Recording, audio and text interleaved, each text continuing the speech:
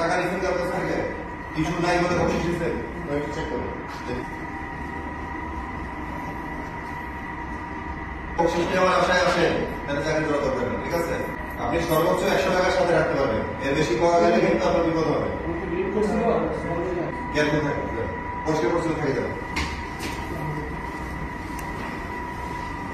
সব পাওয়া ঠিক আছে?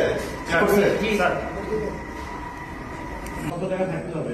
সর্বোচ্চ 150 টাকা থাকতে হবে, বেশি থাকে আপনি বকশিস দিতে পারবেন না, বকশিস জোর করে চাবেন না, ঠিক আছে? যদি এমন হয় তাহলে কিন্তু বিপদে পড়ে যাবে, চাকরি থাকবে না, পানিশমেন্টও হবে, ঠিক আছে?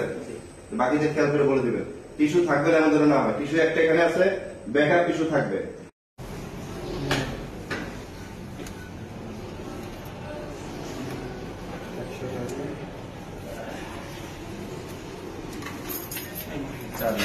আপনি সর্বোচ্চ কত টাকার সাথে থাকতে পারবে? 100 টাকার বেশি সাথে রাখতে পারবেন না, ঠিক আছে? আপনি দেখে ঠিক আছে।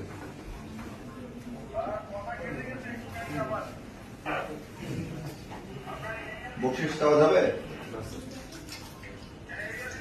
টিস্যু পেপার সরাই ফেলেন, একটু আগে দিচ্ছেন ছিল, একটু আগে ওই জায়গায় টিস্যু পাওয়া গেল না।